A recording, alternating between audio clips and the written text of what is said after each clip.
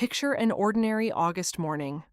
A small city park, not quite 10 yet, but the air is already thick, as if someone forgot to switch off an oven over the whole street. The thermometer at the pharmacy reads 38, and there, walking toward each other along the path, are two women. Roughly the same age, in the same heat, on the same paving stones, past the same dusty bushes. One of them looks as if the heat simply doesn't touch her. Light fabric stirs softly with each step. The colors are calm, nothing clings, nothing pulls, nothing is excess. She isn't suffering, she's just walking. And the other one, in the very same temperature, in equally comfortable clothes, by the way, but she looks like she stepped out to take out the trash and forgot to come home on the way back. And you know what's most interesting? Everything you can measure about them matches. The same thermometer, the same age. Even the comfort of their clothes is roughly equal. Neither is sweating it, both dressed just so it isn't hot. But the impression? The impression splits into two completely different worlds. And that's where I want to begin. Because I'd like us to agree right away. This isn't about money, and it isn't about figure. Neither of these women is slimmer, richer, or younger than the other. The difference is in something else entirely. And that something else is what we're going to talk about today, calmly and kindly. Hello, I'm so glad you stopped by. And I want to speak right now to those of you who open the closet every June and feel tired before you've even started. You know that feeling? You haven't put anything on yet. You're just looking at the shelves, and you're already out of energy. Because ahead of you lies the same task as last summer, and the summer before. How to dress for the heat without turning into a martyr. I understand you like no one else. You just want to get through the day, not to build a look, not to create an outfit, not to be seen, just to make it to evening without melting. Any extra fabric in this weather is irritating. Any strap, any belt, any detail that presses in, you want to take it off immediately. And then you pass a shop window, catch a glimpse of yourself in the glass, and the reflection doesn't make you happy. It actually upsets you, and you walk on with that little splinter inside. I don't know this from books. I'll confess honestly, I myself have reached for that old house dress in the morning more than once. The one that stopped being a dress about 5 years ago and became simply a rag that's comfortable. Sometimes I'd tell myself, oh well, it's hot. Who's going to see me? This will do. And I'd give in. Then by chance I'd catch sight of myself in that same shop window. And one thing would become clear. The problem wasn't that I looked bad. Honestly, that wasn't it. The problem was that inside, I didn't feel the way I wanted to feel. Do you see the difference? Not someone judged me, but I had, in a way, said to myself that morning, today, this will do. You can wait. And that quiet, you can wait, it accumulates, day after day. And by August, it's as though you're not even present in your own summer. It moves along somewhere nearby, and you, separately. This is where I want to turn our conversation today. We aren't going to talk about how to please someone on the street, or about other people's looks. We're going to talk about how you yourself feel, about making it so that in the morning, looking in the mirror, you give yourself a small smile. This isn't about fashion. This is about being on your own side. And let me reassure you right away about the format. There will be no prohibitions. There won't be a list of, after 50, you absolutely must not. There won't be a stern voice from above wagging a finger. I'm not a fashion critic. I'm more like your friend who simply spent a little longer digging into this topic and now wants to share. I've brought you a few small swaps, specifically swaps, not purchases. Each of them costs almost nothing. Most of them you'll make right from what's already hanging in your closet. You don't need to run to a store. You don't need to spend money. You don't need to refresh anything for the season. You only need to look a little differently at what's already there. And since we've started talking about money, let's be honest about it. Many people think looking good in summer is expensive. Well, it isn't. Once, out of curiosity, I added up what that careless homebody outfit actually costs. You know, shorts from who knows where, a top that came to you almost by accident, flip-flops bought in a hurry. I put together a rough number, and it turned out that this random set costs no less than a thoughtful, put-together summer look. Sometimes even more. Because the items were bought one at a time, at random, on a whim. One thing here, another there. And the total adds up to a fair amount. And at the end, you still have that stubborn feeling that you have nothing to wear. So today's conversation isn't about spending more, it's about spending more precisely. And one last thing before we begin. I'm going to lay it all out as a few simple switches, small ones. Each of them changes something. But there's one among them, the most inconspicuous, the one people usually don't even look at. And it changes the whole look more than all the others combined. More than fabric, more than color, more than anything. I'll tell you which one a little later, closer to the middle. So stay with me. Don't miss that moment. It really is worth it. For now, get comfortable. And let's begin with the very first and probably the most important decision of the entire summer. And we'll begin with fabric. Because that, honestly, is the single most important decision of summer. Our enemies here are these. First, dense synthetics that don't breathe and stick to your back by the time you reach the bus stop. Second, cheap knit that's so see-through in the sun you yourself aren't pleased. And third, stretchy spandex, which in the heat turns into a compress over your whole body. As allies, we take everything natural and breathable, linen, fine cotton, cool viscose. And let me give you permission for something right away. Wrinkled linen is not sloppiness. It's texture. That's just its nature. That's how it lives and how it breathes. Don't fight its creases. They're part of the beauty. I'll give you 2 tests to do right in the store. First, crush the fabric in your fist, hold it, and let go. Watch how it smooths out. Living fabric comes back to life on its own.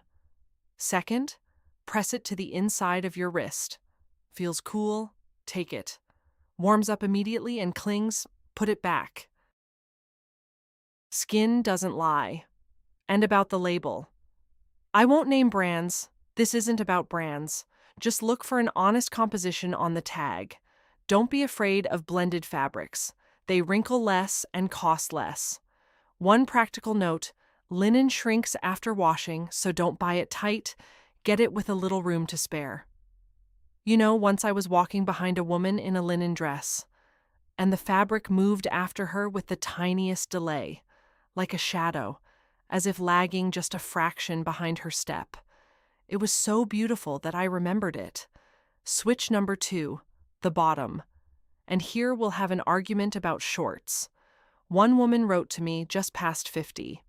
It's hot, she says. I'm tired of other people's rules. Why can't I wear shorts? You can. I'm not forbidding anything. I'm just going to make a distinction. Short house shorts, with fringe on an elastic band, read as the dasha, as stepped out to water the garden bed. But knee-length linen Bermudas, or straight wide linen trousers, read entirely differently, as summer by the sea. And this is pure physics. Loose fabric lets air through and creates a light layer between you and the heat. Tight-fitting fabric doesn't. It just clings. Here's a formula made of 3 pieces. Linen Bermudas, a loose top, flat sandals. That's it. Outfit assembled. Switch number 3, the top. I'll name the anti-examples directly. A stretched-out t-shirt with a faded print, lingerie thin spaghetti straps, and a stiff blouse that stands up by itself. Swap them for a loose shirt with a rolled-up sleeve, a top with wide straps, a light blouse with a soft neckline. And here's a thought I'd ask you to remember. A loose top is your personal air conditioner. It creates airflow exactly where it's hottest. A separate word about t-shirts with big slogans across them. They shout. A solid color sounds like silence and reads as taste. And add a light shirt as a layer over the top. That's a second layer that doesn't weigh anything down but pulls everything together. Switch number 4, shoes. Here it is. That inconspicuous one I promised at the start. The one that changes a look more than all the rest. Look, the same dress with rubber flip-flops versus leather sandals. That's two different people. Honestly, two. So what kind of sandals look expensive? Natural materials, thin straps, a stable flat sole, a calm color without unnecessary shine. Woven summer shoes look great. Well-kept feet and a neat pedicure matter. It shows. A quick word on white sneakers. Context decides everything. Sometimes they fit, sometimes they don't. And if you're shy about your feet, go for a closed-back, open-toe option. That's an honest compromise. Let's pause for a second and exhale. We've gone through 4 switches: fabric, bottom, top, shoes. And notice, not one of them required a big spend.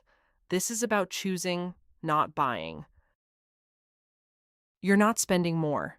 You're spending more precisely. That's all there is to it. Now the second half, switch number 5, color. In summer, many women dress brightly and all over the place, and that jumble reads as, whatever I grabbed, I put on. Instead of chaos, pull together a palette of 3 or 4 shades from the same family. A calm summer list: sand, milky white, gray blue, olive, soft beige, muted blue. Instead of a blinding snow white, go for a warm, milky tone. It's kinder to the face. And the rule? One bright accent against a calm background, no more. About black, in real heat it absorbs warmth and ages you. I'd save it for the evening. Here's an exercise. Lay out your summer clothes and remove anything that falls outside those 2 palettes. Things get easier right away. Switch number 6, accessories. In the heat, you want to strip everything off.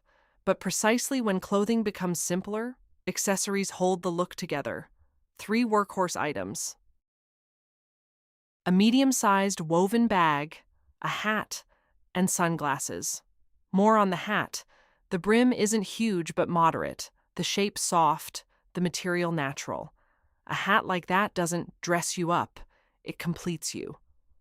One woman wrote to me. She put on a hat, walked out, and her husband called after her. "Where are you off to?" And she wasn't going anywhere. She just felt like herself for the first time all summer.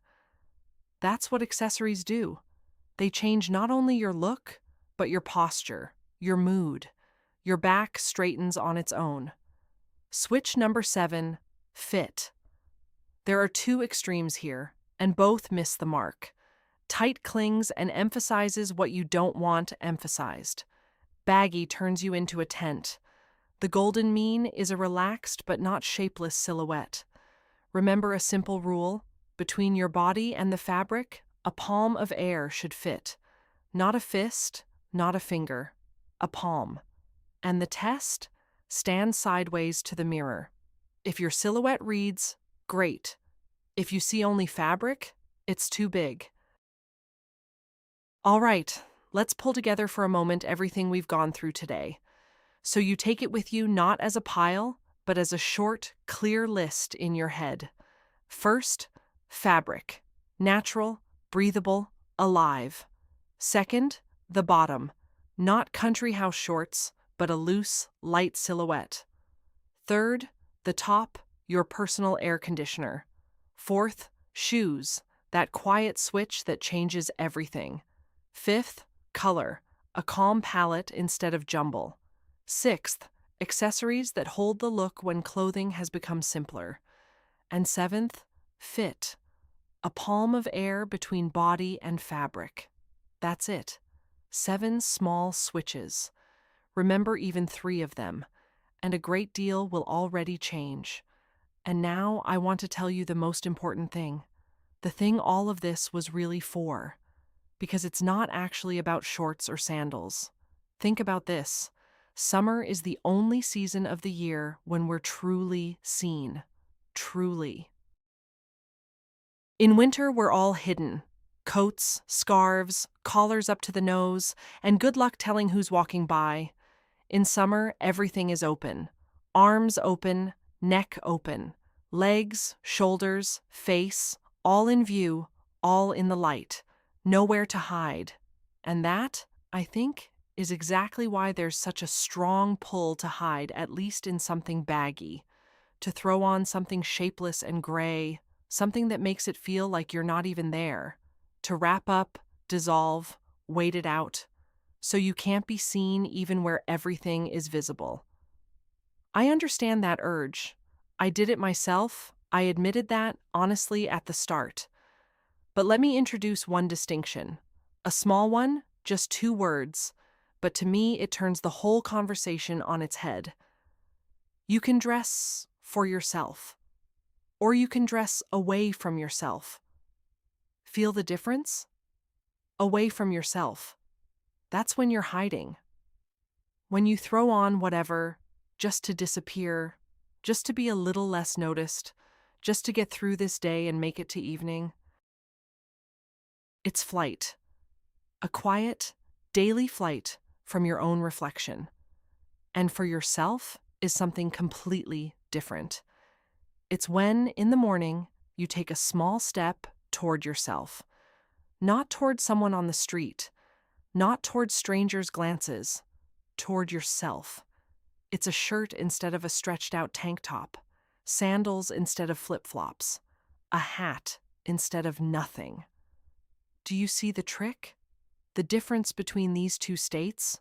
It isn't in kilograms, and it isn't in years. It's not at all where we're used to looking for it. It's in the small things, in 3 or 4 tiny decisions in the morning. I remember one of my own summers. A whole summer lived just like that, like everyone else. You know, it was comfortable, honestly, comfortable. Nothing pressed, nothing pinched. I didn't fuss. I put on the first thing I grabbed and went, and it seemed like everything was fine.